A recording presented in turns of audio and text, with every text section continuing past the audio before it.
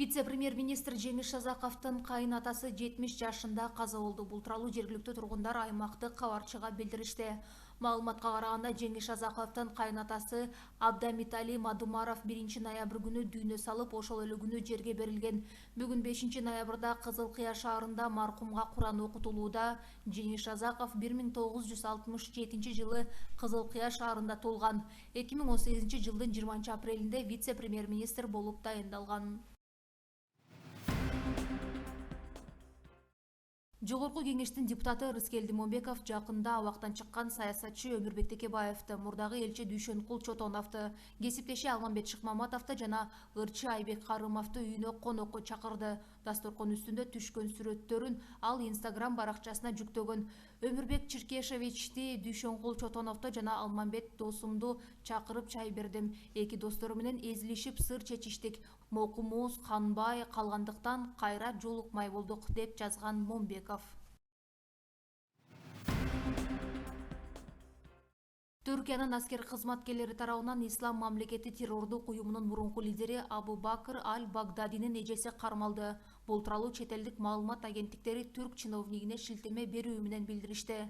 Маалыматтарга караганда 65 жаштагы Расмий Ават үй бүлөсү менен Алеппо провинциясындагы Азаз шаарынан алыс эмес жакта жашырынып жүргөн. 4 ноябрда атайын операциянын жүрүшүндө Расмий Ават күйөөсү, келини жана 5 баласы менен камакка алынды. Анын Ислам мамлекети тууралуу билген маалыматтары бул уюмду кененирээк түшүнүүгө жардам берет деп айтылат маалыматта.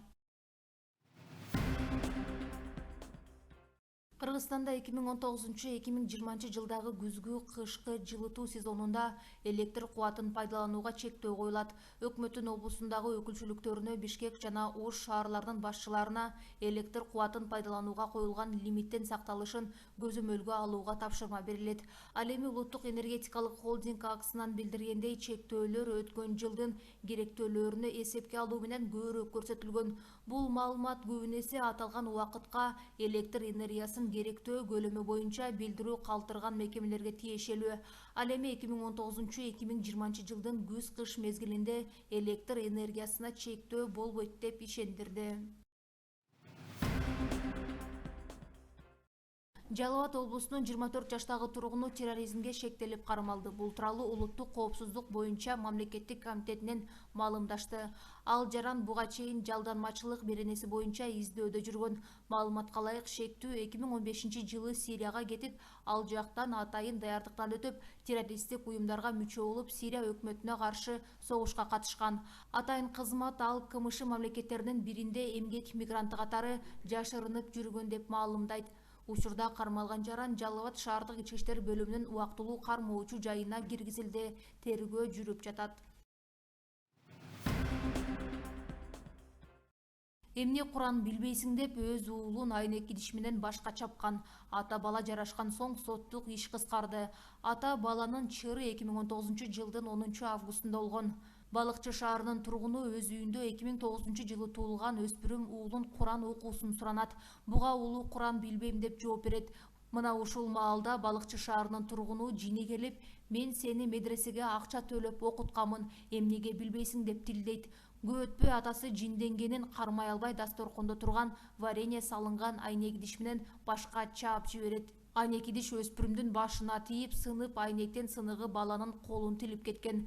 Бул иш сотко чейин жетип, бирок баланын атасы күнөөнү мойнуна алуу менен бирге үйдөгү ынтымак үчүн кечиришип, ата бала жарашканын айткан. Мындан улам Балыкчы шаардык соту аталган ишти кыскарткан. Бишкекте номер 7 троллейбустун жүргүнчүсү салондо тамеки чегип жаткан аялды видеого тартып алган. Коомдук транспортто болуп жаткан жорукту ал өзүнүн Facebook баракчасына жүктөдү. Нааразы болгон аял видеону тартып жаткан жүргүнчүгө "Сен мага прокурор белең" деп кекетип жатканын көрүүгө болот. Эмнеге сигарет чыгып атат айтсаңыз? Мен сизге суроо берип атам, эже. Жок, ведиси деп эмес. Ведиси деп турабы? Менчик эмес, эже, бул деген. Менчик мен коркпом, мен сени тигем тартпайсың. По-любому не трогайте. Неге эметип атасыз? Жок, неге чыгып атасыз? Я тебя не трогаю, ты мне кто, прокурор, что ли? Ты Какой еще прокурор? Успокойся. Неге сигарет чыгып атасыз? Мына общественный транспорт, мынакей. 7 троллейбус. Алло.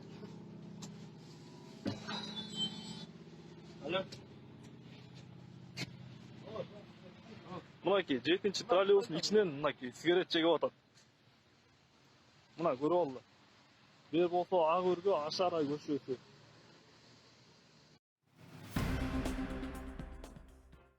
Бишкекте Mercedes-Benz үлгүсүндөгү унаанын айдоочусу 82 жаштагы улгайган аялды сүзүп кетти. Бул тууралуу шаардык жол кыймылынын коопсуздугун камсыздоо башкы башкармалынан билдиришти. Кырсык 4 ноябрда кечке маал Абдрахманов жана Абдумомунов көчөлөрүнүн кесилишинде болгон. Mercedes-Benz унаасы жол чийинден өтүп бара жаткан кары адамды сүзгөн. Жабырлануучуга алгачкы жардам көрсөтүлүп, андан соң аны ооруканага жеткирилди. Окуя териштирилүүдө. Ар кандай нерсе болуп калышы мүмкүн. Ошондо өзүм жашоомдон коркуп турам да. Экономикалык кылмыштуулукка каршы күрөшүү кызматынын төрагасынын орун басары Эмил Жамгырчиев жана өкмөттүн аппарат башчысынын мурдагы орун басары Бактыбек Калмуратовго карата каршы арыз менен Эмир Эмилканов аттуу ишкер УКМКга кайрылган. Эмилкановдун айтымында Жамгырчиев жана Калмуратов андан аткезчилик боюнча кылмыш ишин жаап беребиз деп $50,000 алышып, бирок убадаларын аткарбай коюшкан. Мындай маалымат өкмөткө жетип, Мухаммедкалы Абылгазиев чууга аралашкан Бакыт Калмуратовду иштен алган. Ал эми экономикалык кылмыштуулукка каршы күрөшүү кызматынын төрагасынын орун басары Эмил Жамгырчиев анын дарегине коюлган дооматтарды четке кагып, кызыкчылыгы бар тарап эч далилсиз жалган маалымат менен жала жаап жатканын айтат. Кактус медиа арызданган Эмир Эмилкановдун өзүн табып, аны маекке тарткан. Бирок ал интервью берүүдөн коркуп, өз өмүрүнө тынчсызданды. Акыры аны кепке тартууга мүмкүн болду. Бирок редакция Эмилкановдун өзүнүн айткан сөзүнөн башка эч кандай далилдей турчу материалга ээ эмес. Ал эми ишкер Эмилканов Калмуратов менен сүйлөшүлгөн үн жаздыруу бар экенин ишендирүүдө. Ишкердин айтымында иштин башы өрдөктүн этинен чыккан. Ал доосу экөө Кытайдан өрдөктүн этине буйрутма берип, бирок Кыргызстанга келгенде товар аткезчилик катары кармалып калган. Эмилканов өлкөдө бул товарга тыюу салынганын билбегенин айтат. Ал эми бул ишти чечүү үчүн Финполдун жетекчилиги менен кандай сүйлөшүүлөргө барганын видеодо баяндап берди. 10 күндүн ичинде товарыңарды кайра силерге возврат кылып берем. Бирок буга $50,000 бериш керек деди. Жамгырчиевке берем деди. Анан биз ойлонуп көрөлү дедик. А бирок ал айтты, если бербесиңер, ишиңер кичине оорураак деди. Камалып кетесиңер деди. Анан биз болсо досум экөөбүз сүйлөшүп, партнер экөөбүз макул болдук $50,000. $50,000 мен кечинде Бакытка апарып бердим. Кабинетине. Мен Бакытка апарып бергенде, Бакыт менин көзүмчө Жамгырчиевке чалды. Байке келиңиз, акча даяр, алып кетиңиз деди. Бирок акчаны мен өзүм кагазга ороп, пакетке кабинетине пакетке ороп салып бердим. А жерде помощниги бар болчу. Чыңгыз деген бала. Фамилиясын билбейм, Чыңгыз деген бала. Ошол тиги премьер-министрдин помощниги. Анан мен айтты, сен көрүнбөй туруп тур, Чыңгыздын кабинетине кирип тур деди. Мен Чыңгыздын кабинетине кирип турдум. Бакыт экөөнүн кабинети жакын эле, мындай бетме бет. Кирип турганда анан Жамгырчиев келди, келип акчаны алып кетти. Анан мен чыгып дешти, кайра келип отурдук. Отурганда айтты, болду сарсана болбу, товарыңды чыгарып беребиз деди. Макул деп мен кеттим, кеткенден кийин эле бир убакыттан кийин мага эмеден ГСБтен чалышты, келиңиз, баягы ишиңиз боюнча деп. Бардым, барсам уже айтты, ушинтип бүт сурашты, мен болгонун айтып бердим. Анан сотко кетирди. Сотко мен түшүнгөн жокмун, мындай эле барып бүтүрөт го дедим, кыскартып го дедим. Барсам соттон уже мени 5 жыл условно берип чыгарып этишти. С конфискацией имущества деп. Мен түшүнбөй эле чыгып Бакытка чалдым. Бакыт ушундай болуп калды, мен эмнеге мындай кылдың, сен акчаңды алганда айтпадың беле, эч ким сурада айтпайт, эч ким эме болбойт дегенде айтсам Бакыт айтты, эч коркпо, биягы баары сүйлөшүлгөн, баарын өзү чечебиз, сен эч переживать этпе деп мени успокойтуп койду. Бишкек мэриясынын борбордук аппаратынын протокол жана эл аралык кызматташтык бөлүмүнүн башчысы кызмат ордуна сынак жарыяланды. Буга чейин аталган кызматта Нур Айтматов иштеп жаткан. УКМКнын маалыматы боюнча мэриянын кызматкерлери жеке турак жай куруу үчүн жер телкелерин бөлүп берүүдө кызмат абалынан кыянаттык менен пайдаланган. Бишкек шаардык мэриясынын бөлүм башчысы коомдук фонддордун биринин мүчөлөрүнүн ишенимине кирип, Бишкек шаарынын 1-Май районунун Калыс Ордо конушунан 7,2 гектар жер тилкени бөлүп берүү үчүн 2 миллион сом алган. Учурда ал Бишкектеги номер 1 абакта камакта. Мэриядагы булактар Акипресс агенттигине билдиргендей, Нур Айтматов кармалгандан кийин агасы аркылуу өз каалоосу менен кызматтан кеткени тууралуу арыз берип жиберген. Жазыларда аткаруу мамлекеттик кызматынын коргоо жана кайтаруу департаментинде катардагы жоокер каза болду. Бул тууралуу бүгүн 5 ноябрда Акипресс агенттигине аталган кызматтын басма сөз кызматы билдирди. Ведомствонун маалыматына караганда, окуя кечээ 4 ноябрда күндүз номер 3 түзөтүү абагында болду. 4 батальондун катардагы жоокери электр тогуна урунган. Ага медициналык жардам көрсөтүлгөн, бирок ал алган жаракатынан улам каза болгон. Учурда аталган факт боюнча соттук медициналык экспертиза дайындалды.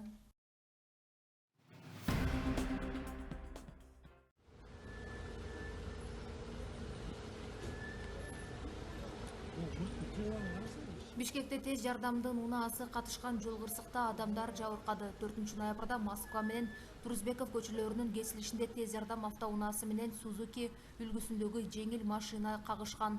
Медициналык тез жардам борборунан кабарлашкандай, жол кырсыгынан 1 киши менен 2 бала жабыркаган. Алардын бирөөнүн абалы оор. Жол кыймылы коопсуздугун камсыздоо башкы башкармалыгынын маалыматы боюнча, жол кырсыгынын чоо жайы такталып жатат. Балдар секинерак айдагыла, жамгырга мына карагыла. 2 адам каза болду. Сүлүктүнүн ула берилди.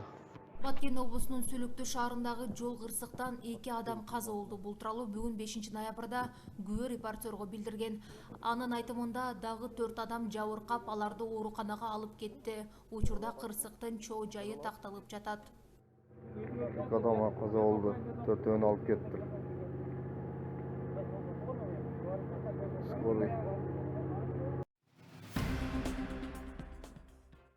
37 жашында көз жумган журналист Чынара Токонова эртең 6 ноябрда акыркы сапарга узатылат.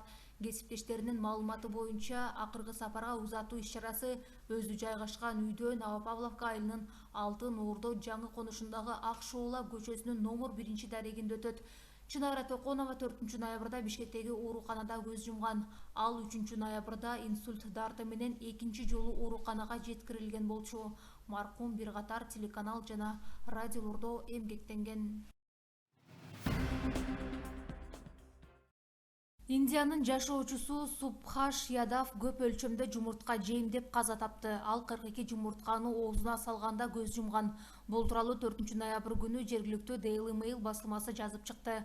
42 жаштагы Ядав досу менен базарда жүргөн кезде экөөнүн ортосунда пикир келишпестик жаралган. Талашты чечүү жолу катары эки дос өз ара мелдеше кетишкен.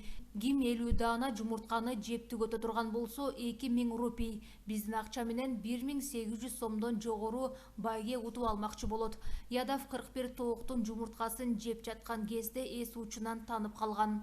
Аны дароо ооруканага жеткиришкен, бирок тилекке каршы бир канча сааттан кийин эсине келбестен жарык дүйнө менен кош айтышты. Дарыгерлер бейтап ашыкча көп жегендиктен ашказан клиникалык абалга түшүп, иштөө функциясын токтоткондугу менен өлүмдүн себебин түшүндүрүшкөн.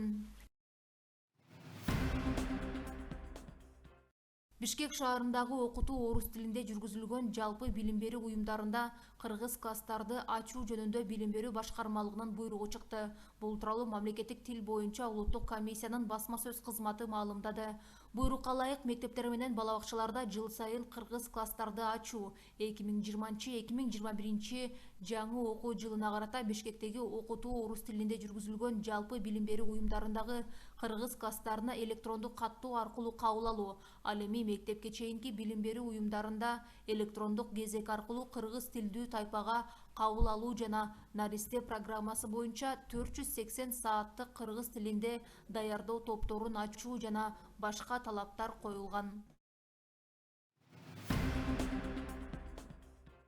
Дайынсыз жоголгон 14 жаштагы Кайрат Өмүркулов табылды. Бул тууралуу бүгүн 5 ноябрда репортерго анын апасы билдирди. Ал 5 августта Бишкектеги Кызыл Аскер конушундагы үйүнөн чыгып кеткен бойдон кайрылып барган эмес. Апасынын айтымында уулун Бишкектеги Ленин райондун криминалдык милиция кызматынын кызматкерлери Балыкчы шаарынан табышкан. Ал унаа жуучу жайда иштеп жүргөн.